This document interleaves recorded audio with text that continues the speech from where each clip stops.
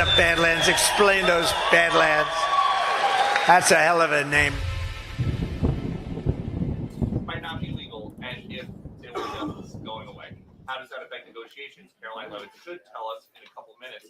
Also, what's next for Doge? We learned last night, once everybody got home, that Elon Musk was beginning the process of offboarding, so he's not around anymore. We heard him complaining about the big beautiful bill because he didn't think the bills would be big or beautiful, kind of as something that he did not think was consistent with Doge cuts. But at least as far as we know, kind of an Irish goodbye for Elon Musk. He was one of the most visible faces of the administration to date, from January 20th until now. But it seems like he's gone off without a big send-off. John? We are still waiting. 2-minute warning. You're here in the briefing room. Stand ready. Still waiting for a 2-minute warning. Thank you. Do you think that's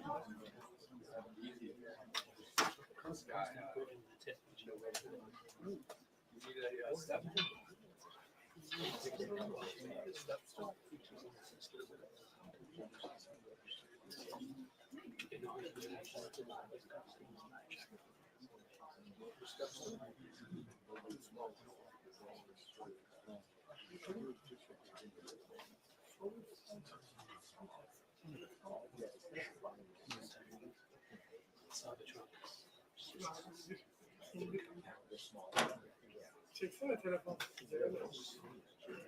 Bir telefonla.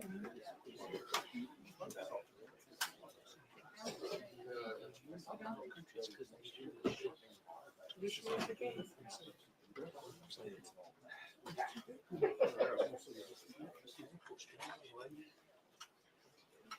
Oh, no.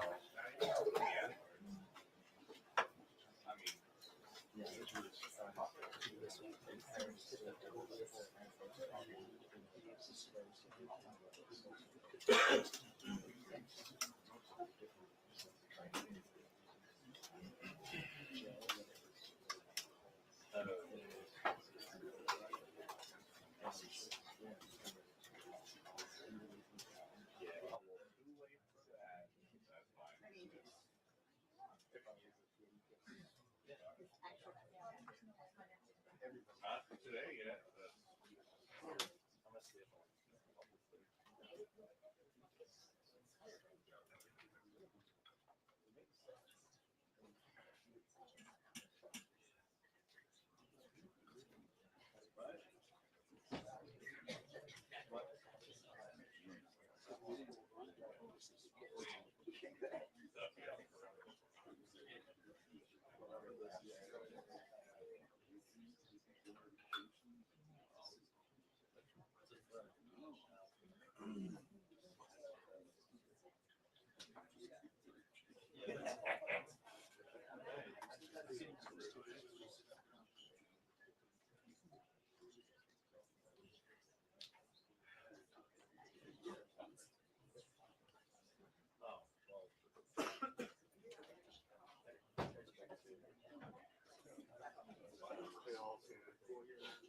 awaiting. Still.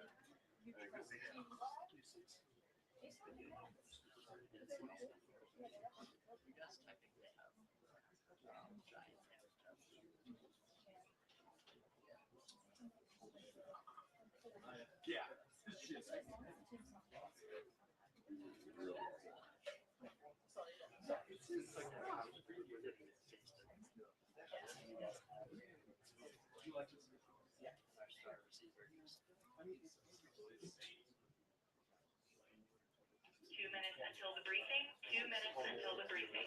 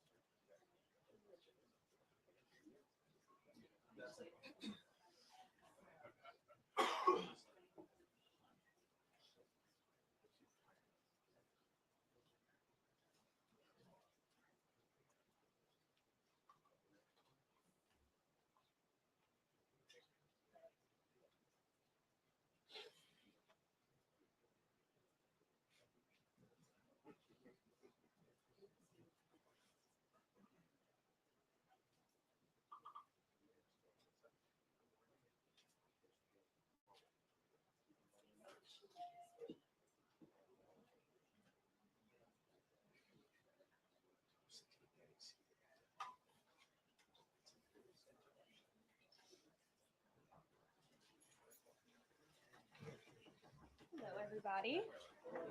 How are you? Wow, a packed room today. Last night, the Trump administration faced another example of judicial overreach. Using his full and proper legal authority, President Trump imposed universal tariffs and reciprocal tariffs on Liberation Day to address the extraordinary threat to our national security and economy posed by large and persistent annual U.S. goods trade deficits. The United States has run a trade deficit of goods every year since 1975. In 2024, our trade deficit in goods exceeded $1 trillion. Everybody agrees this is unacceptable. President Trump is delivering on his promise to fix this problem, and he has taken a long overdue and much needed bold stance for American workers after decades of our manufacturing base being hollowed out. The president's rationale for imposing these powerful tariffs was legally sound and grounded in common sense. President Trump correctly believes that America cannot function safely long term if we are unable to scale advanced domestic manufacturing capacity, have our own secure critical supply chains, and our defense industrial base is dependent on foreign adversaries. Three judges of the U.S. Court of International Trade disagreed and brazenly abused their judicial power to usurp the authority of President Trump to stop him from carrying out the mandate that the American people gave him. These judges failed to acknowledge that the President of the United States has core foreign affairs powers and authority given to him by Congress to protect the United States economy and national security. Congress had created the National Emergency Act to provide the congressional framework to strike down improper IEEPA use. And any questions over whether President Trump improperly imposed these IEEPA tariffs were already adjudicated in Congress following Liberation Day. Congress firmly rejected an effort led by Senator Rand Paul and Democrats to terminate the president's reciprocal tariffs. The courts should have no role here. There is a troubling and dangerous trend of unelected judges inserting themselves into the presidential decision-making process. America cannot function if President Trump, or any other president for that matter, has their sensitive diplomatic or trade negotiations railroaded by activist judges. President Trump is in the process of rebalancing America's trading agreements with the entire world, bringing tens of billions of dollars in tariff revenues to our country, and finally ending the United States of America from being ripped off. These judges are threatening to undermine the credibility of the United States on the world stage. The administration has already filed an emergency motion for a stay pending appeal and an immediate administrative stay to strike down this egregious decision. But ultimately, the Supreme Court must put an end to this for the sake of our Constitution and our country. With Congress returning next week, it's critical that Senate Republicans maintain the momentum and quickly pass the One Big Beautiful Bill. The One Big Beautiful Bill will truly make America safe and prosperous. The One Big Beautiful Bill includes the largest border security investment ever. That's why the law enforcement groups are lining up to encourage its swift passage. The National Fraternal Order of Police, the largest police union in the country, just endorsed key provisions of the bill. The FOP president announced their strong support, saying the One Big Beautiful Bill Act is more than legislation. It is a promise kept to the public safety officers across the country and a bold step toward an economy that respects, rewards, and uplifts the people who keep it safe. And the National Border Patrol Council, which represents nearly 20,000 Border Patrol agents, hailed the legislation as well. The group's president said this legislation provides a once-in-a-generation investment in the border security of our great country and will make America safer. The One Big Beautiful Bill will guarantee we can permanently have the safest, strongest, and most secure immigration system in American history. I also want to take the opportunity to debunk some false claims that have been circulating in the press about this bill. The blatantly wrong claim that the One Big Beautiful Bill increases the deficit is based on the Congressional Budget Office and other scorekeepers who use shoddy assumptions and have historically been terrible at forecasting across Democrat and Republican administrations alike. For example, just before Congress enacted the original Trump tax cuts at the end of 2017, the same CBO projected that growth would average a mere 1.9% over the next 10 years. However, by 2019, actual growth had surged to 3.4% once the Trump tax cuts went into effect, exceeding the CBO forecast by nearly 2 full percentage points. The CBO's latest forecast makes the same anemic growth assumptions as they did in 2017, missing the impact of the One Big Beautiful Bill. The CBO assumes long-term GDP growth of an anemic 1.8%, and that is absurd. The American economy is going to boom like never before after the One Big Beautiful Bill is passed.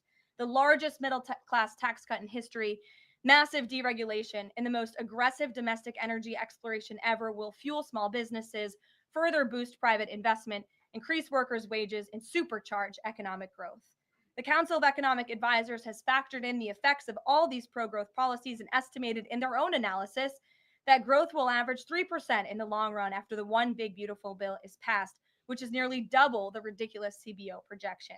This higher growth would result in $4.1 trillion in additional revenue over the next 10 years. Between the common sense spending reforms contained in the One Big Beautiful Bill and the robust economic growth that will be generated as a result of it, there will be no increase to the deficit. The same analysis from the CEA shows just how this historic package will unleash prosperity and ignite a blue-collar boom across America. But if the radical Democrats get their way and the one big beautiful bill does not pass, Americans will face a whopping $4 trillion tax hike. This is unacceptable to President Trump.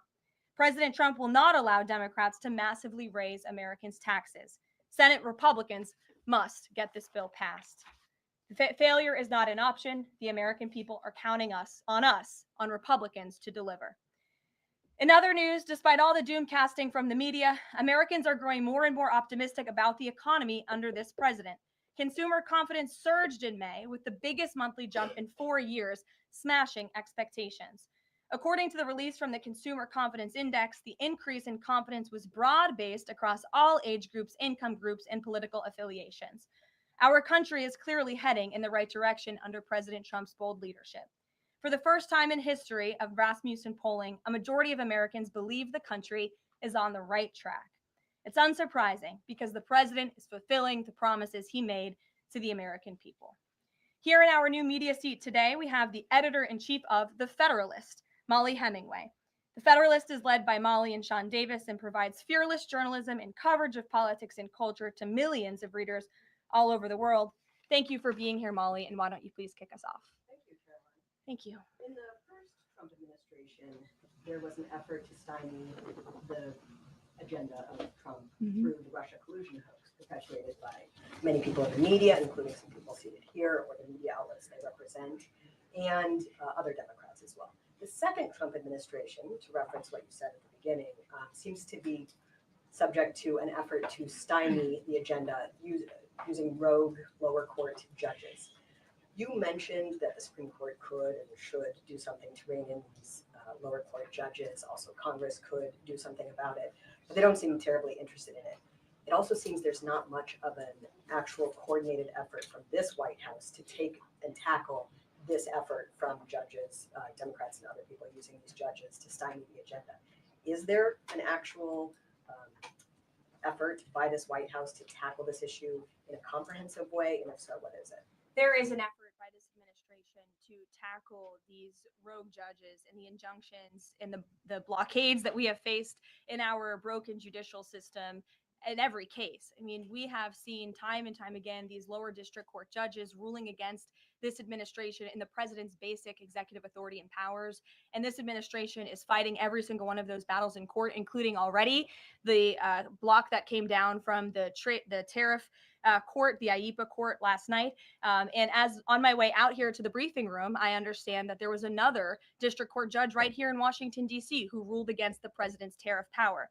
And I will get to the heart of your question, and I'm glad that we are addressing this in the room today, because nationwide injunctions ordered against the first Trump administration, Trump 1.0, account for more than half of the injunctions issued in this country since 1963. And President Trump had more injunctions in one full month of office in February than Joe Biden had in 3 years. And let me roll through some of these radical injunctions to paint the picture for the American people at home. These are not just talking points. These are real judges in the court of law who are trying to block the president's power and the policies that he was elected to enact. For example, a court ordered the Trump administration to return already deported terrorist aliens back to the United States. A court has ruled the Trump administration can't even temporarily pause our refugee programs. Courts prohibited the Trump administration from eliminating federal funding for child transgender surgery and mutilation, a practice that the American people overwhelmingly reject. A court also held that the Trump administration could not ban people experiencing gender dysphoria or mental health issues from serving in the military. Ridiculous. Courts prohibited the removal of transgender women from women's prisons, despite potential physical harm to real women in those prisons, biological women. A Northern District of California judge issued an absurd ruling that the president cannot fire people within the executive branch without Congress passing a bill, even though Congress has expressly authorized the president through the Office of Personnel Management to authorize reductions in force across agencies. A court also ordered the Trump administration to rehire thousands of already fired employees in several cases. A federal judge blocked the Trump administration from defunding the Department of Education, another signature campaign promise that this president has the power to implement. Courts ordered the Trump administration could not eliminate funding for illegal DEI programs, hence the word illegal. These are illegal programs to begin with, and now the courts are trying to say this president can't roll them back. And a district court judge prohibited the president from issuing any categorical funding freezes. And then another court ordered on top of that the administration makes $2 billion of payments in 36 hours. These are just a few of the ridiculous orders that we have seen from lower district court judges every day, and we hope that the Supreme Court will weigh in and rein them in. But White House advisor Stephen Miller says it's judicial tyranny. Some people are calling it a judicial coup. You're saying you're responding to each and every one of these actions, efforts by these judges to delay or thwart the implementation of the agenda. But is there going to be anything more than that, or is it just going to let this operation continue, even though it could delay everything for years until the presidency is over? The administration is operating under the directive given to from the president that we need to comply with the court's orders. He's made that very clear, but we're going to fight them in court, and we're going to win on the merits of these cases because we know we are acting within the president's legal and executive authorities. And thanks for being here. Gabe. Thank you, Caroline. Question on tariffs, but first, actually, some foreign policy news, some Sure. breaking news. Some local Israeli media is reporting that Prime Minister Netanyahu told hostage families that he's accepted a 60-day truce offer. So can you confirm, have Israel and Hamas agreed to a truce? I can confirm that Special Envoy Witkoff and the president submitted a ceasefire proposal to Hamas that Israel backed and supported. Israel signed off on this proposal before it was sent to Hamas. I can also confirm that those discussions are continuing, and we hope that a ceasefire in Gaza will take place so we can return all of the hostages home. And that's been a priority from this administration from the beginning. I won't comment further as we are in the midst of this right now. So to be clear, you don't know if Hamas has accepted it yet. Not to my knowledge, but certainly if that becomes case and this ceasefire goes into effect, you'll hear it directly from myself, the president, or Special Envoy Witkoff. On tariffs, Kevin Hassett earlier this morning, he brushed off a legal ruling, called it a hiccup, and he said that trade deal negotiations would continue. Why would other countries continue these trade deal negotiations given the ruling? Because other countries around the world have faith in the negotiator in chief, President Donald J. Trump. And they also probably see how ridiculous this ruling is, and they understand that the administration is going to win, and we intend to win. We already filed an emergency appeal. We expect to fight this battle all the way to the Supreme Court. These other countries should also know, and they do know, that the president reserves other tariff authorities, Section 232, for example, to ensure that America's interests are being restored around the world. But I can confirm that our ambassador for trade, Jameson Greer, already heard from countries around the world this morning who said they intend to continue with these negotiations. Peter. Thank you, Caroline. So many of the president's plans right now are being blocked by courts. If the It's true. courts are going to be the ones who are shaping policy, does the president wish he would have just become a judge instead? I think the president would take this job over being a judge, and certainly the president is acting within his authority. He wishes judges would do the same. But so the courts are basically telling you guys they think that the White House's policies, the president's policies, are in some way against the law. So why can't President Trump ask the Republicans that control the House and the Republicans that control the Senate just to make a new law? Well, these laws have already been granted to the president by the Constitution and by laws that have been previously passed. I'll give you another example. For instance, we've been blocked in court for the revocation of visas from individuals who have the privilege of studying in the United States of America. Secretary of State Rubio has simply used his authority to revoke those visas, to revoke that privilege. And we've seen the courts try to block that. So if these judges want to be the Secretary of State or they want to be the president, they can run for office themselves. It should be the other way around. But all of the actions the president has taken rely on legal authorities that have already been granted to him by our nation's existing laws. And on a different topic, there's some folks in President Biden's inner circle who are now in talks with Republicans in Congress to give interviews about how they may have handled President Biden's decline. Is the president satisfied with aides only sitting for these transcribed interviews, or would he also like to see some kind of testimony from the former First Lady, Dr. Biden? I think, frankly, the former First Lady should certainly speak up about what she saw in regards to her husband and when she saw it and what she knew, because I think anybody looking again at the videos and photo evidence of Joe Biden with your own eyes and a little bit of common sense can see this was a clear cover up. And Jill Biden was certainly complicit in that cover up. There's documentation, video evidence of her clearly shielding her husband away from the cameras. They were just on The View last week. She was saying everything is fine. She's still lying to the American people. She still thinks the American public are so stupid that they're going to believe her lies. And frankly, it's insulting, and she needs to answer for it. Ouija. Caroline. President Trump was asked what he thought about Elon Musk's claim that the big, beautiful bill increases the budget deficit and undermines the work of DOGE. And the president didn't actually comment on those remarks. He just talked about the need to support the bill. So what does the president think about what Elon Musk said? Well, the president is very proud of the one big beautiful bill, and he wants to see it pass. He wants the Senate to get to work on it and send it to his desk as quickly as possible. Of course, as you know, Elon Musk announced last night his departure as an official special government employee from the Trump administration. We thank him for his service. We thank him for getting DOGE off of the ground, and the efforts to cut waste, fraud, and abuse will continue. So he doesn't have any comment about Musk saying it adds to the deficit and it undermines all his work? The president commented on this. I commented on it. I told you that this bill saves $1.6 trillion, according to the Council of Economic Advisors, and the analyses that the president believes in. So he gave a comment. I gave a comment. Just because you don't like that comment doesn't mean it's not a comment. Rachel. Thanks, Caroline. Back on trade, I know you said the White House is going to fight this ruling in court. Is the administration actively reviewing other avenues, other options to carry out the president's trade policy? The president's trade policy will continue. We will comply with the court orders, but yes, the president has other legal authorities where he can implement tariffs. However, it does not dispute the fact that the president was right to declare a national emergency when it came to fentanyl, and when it came to our crippling deficits and the lack of critical supply chains here at home. That is the reasoning for the president's tariffs. And the court didn't dispute those facts, by the way. And there have been other courts that have reaffirmed the president's position. In fact, a ruling in federal court earlier this month shows that the administration is in the right, said we will win on appeal. A federal district judge in Florida ruled that IEPA, in fact, does grant the president the authority to unilaterally impose tariffs. And 20 years ago, I will add, they are not a court, the New York Times editorial board responded to the January 2005 trade deficit of $58.3 billion by writing an editorial entitled Dangerous Deficits. And since then, our trade deficit has more than doubled. The U.S. trade deficit in January totaled a whopping $131.4 billion. So people on both sides of the aisle, pundits, lawyers, legal scholars, politicians have all agreed that it is a national emergency, our trade deficits and our lack of critical supply chains here at home.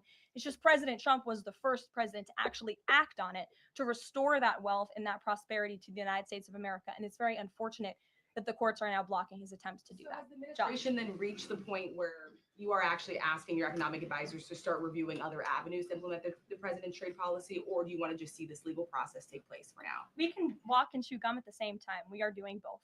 Josh. The Fed says the president met with the Fed chair earlier today. I'm wondering if you can give us any readout of that meeting. The Fed also says that they discussed the economy. I imagine the president might have shared views on rates as well, but what can you Sure. share with us? I can share with you that we saw, the president and I both saw the statement that the Fed put out after the meeting.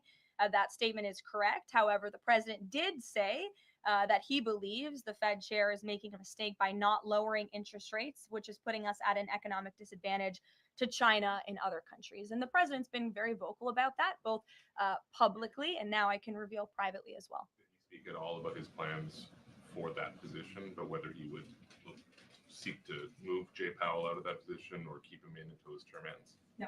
Okay. Kristen. Very quickly on the tariff question, you mentioned Section 232 earlier.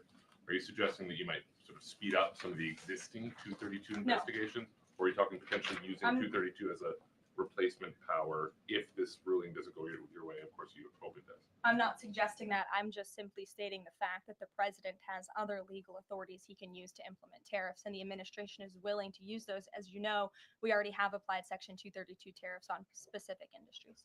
Yep, thank you. President Trump said that he needed 1.5 to 2 weeks to determine whether or not he believed Vladimir Putin wanted peace. He has been in office now for 4 months. What does he believe is going to happen in the next 1.5 to 2 weeks that would change his opinion? Well, it is my understanding and it is our hope that Russia and Ukraine will engage in direct talks and negotiations next week in Istanbul.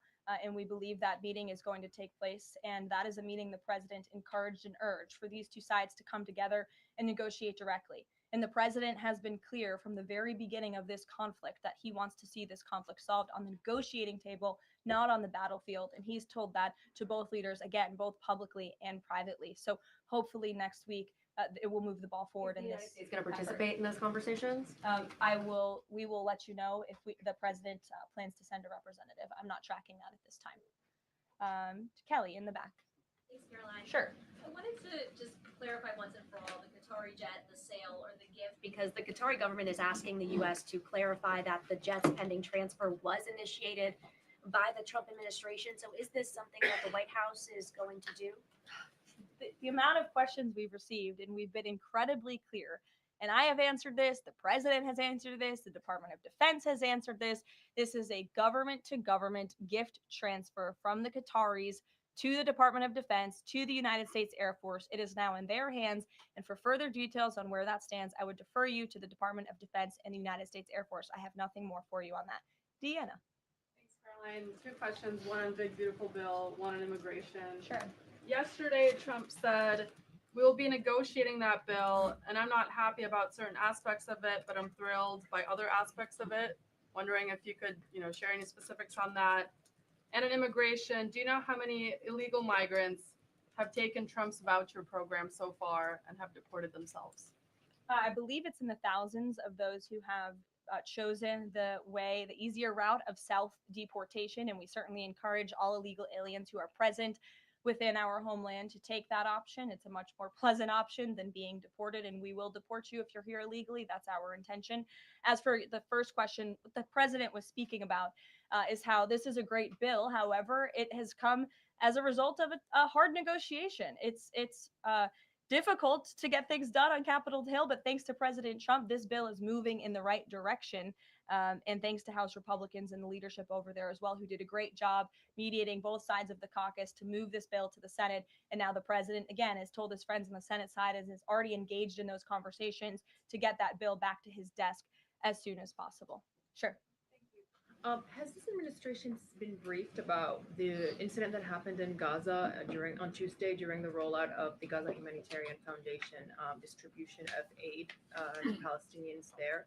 And should there be a ceasefire, will this administration continue to rely on this foundation for the distribution of aid to civilians? Are you referring, what incident are you referring to? Tuesday, when the aid was rolled out to Gaza for the first time in many months, and meals and food was given to hungry people thanks to President Trump. Yes, we were briefed on that plan. The president was the reason that aid went into Gaza, and he got the Israelis to support that plan. And I would add that the previous administration rejected such a plan to ensure that these starving and devastated people in the Gaza Strip were given humanitarian aid and assistance. And it was the previous administration that tried to build this pier, if you all remember it. It was brought to my attention this morning, and I thought that's a good point. Why don't I bring that up? Because there's been so much criticism. In fact, it was on the front page of a newspaper this morning about the criticism for this president having a humanitarian heart and giving people badly needed food and supplies. Nobody wanted to talk about how the previous administration failed in that endeavor. They built this pier that cost $230 million. It lasted about 20 days, and more than 60 U.S. service members were injured, as a part of this floating aid pier that did nothing for the people of Gaza. The president is opening up his humanitarian heart to get aid into the region while his team simultaneously negotiates a ceasefire and the return of all hostages. We are moving the ball forward in a positive direction for all people. The president wants to see peace for all people. Jasmine. Thanks so much, Caroline.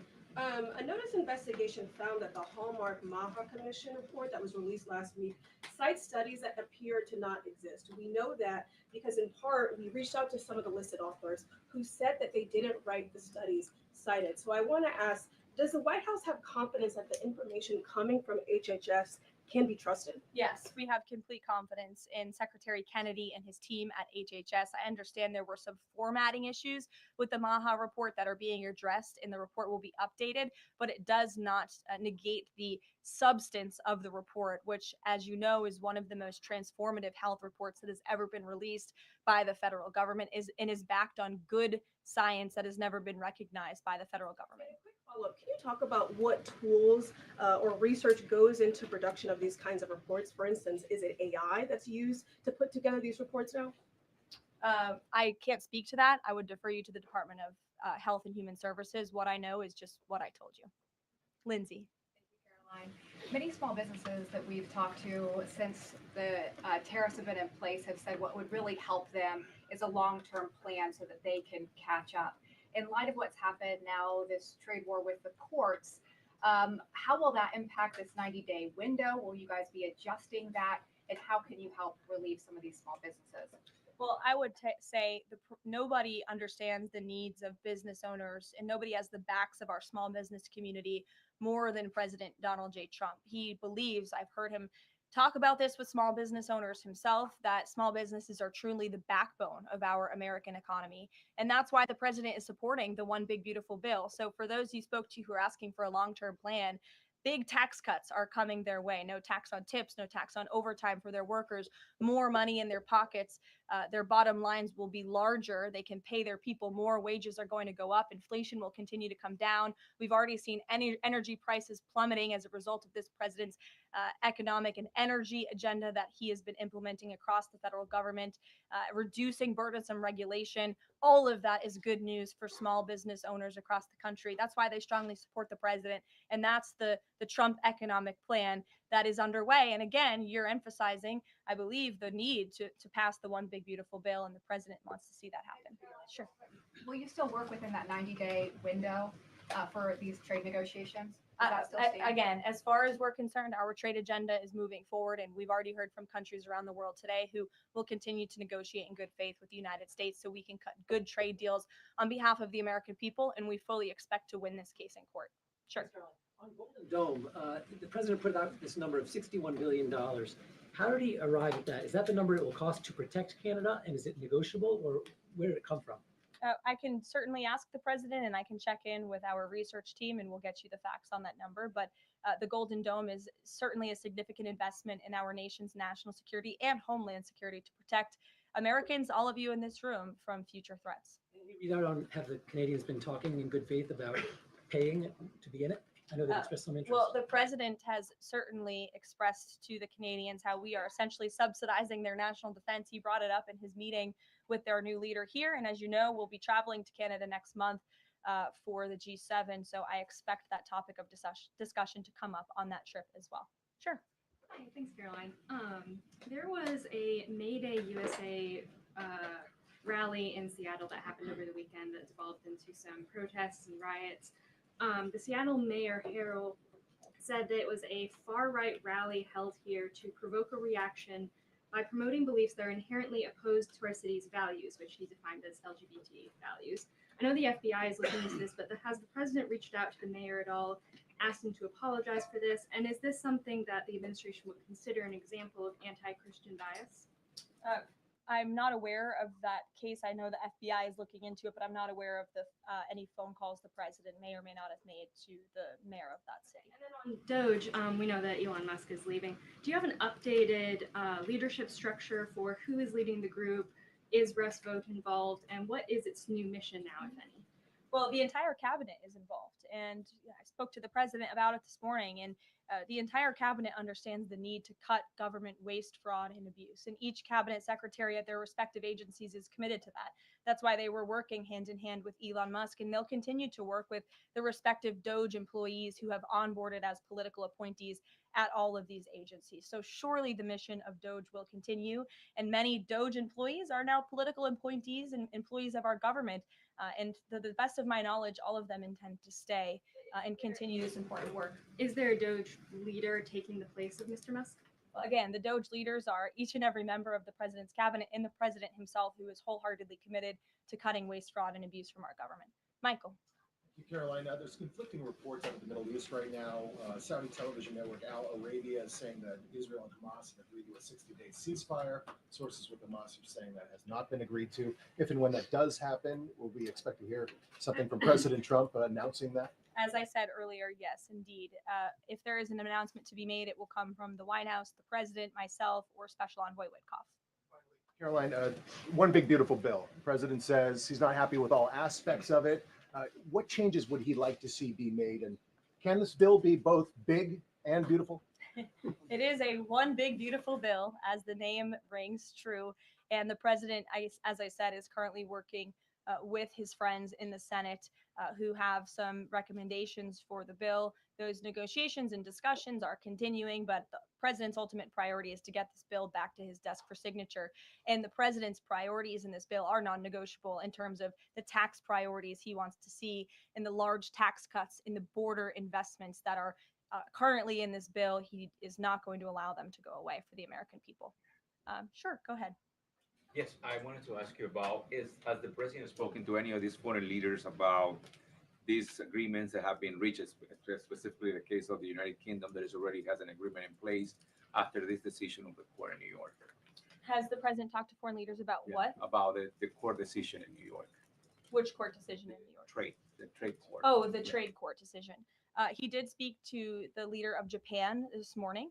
And he said that was a very good call and a good discussion. And as I said, the president's cabinet, Secretary Lutnick, Secretary Bessent, and Ambassador Jameson Greer have all been in touch with their counterparts in countries around the world to let them know the United States will still be at the negotiating table. And we still expect countries around the world to treat us fairly. Again, I will just close by saying that how ridiculous it is that we've been ripped off. Our middle class has been hollowed out. Our manufacturing base has left and gone overseas. Jobs have been offshored. And now no court did anything about that. No court did anything about hundreds of thousands of people being put out of work, about thousands of factories being closed down, about our deficits going to dangerous levels, as the New York Times has said. But now a court is trying to stop a president from trying to correct those wrongs of the past. And this administration will continue to do that. It's a promise the president made to the American people, and it's a promise they elected him on. We will win this battle in court, and the president will implement his America First trade policies. Thank you, everyone. Is the U.S. Steel situation tomorrow? I can tell you the president greatly looks forward to going to Pittsburgh, Pennsylvania, where he will discuss this historic deal and discuss American jobs and American steel. And we hope to see you all there. Thanks, guys.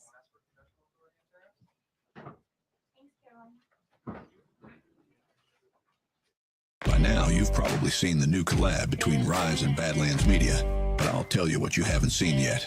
The end of Clown World as we know it. But have no fear. Introducing the latest addition to the Badlands INTL lineup, the sequel to the best-selling Sci-War series. We've been conditioned by these clowns to accept their circus. But it's time to unwind that and strike them out the history books. The future belongs to the real, and we've got it in droves. Go to badlandsmedia.tv/rise for the full line of premium and direct-to-garment streetwear. Made to order right here in the good old US of A, the heart of the resistance. The fall of Clown World is upon us, patriots. Let's make it official.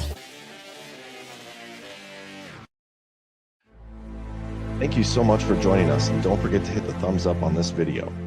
And a special thank you to all of our advertising partners. Please remember to shift your dollars to support those businesses that support Badlands Media.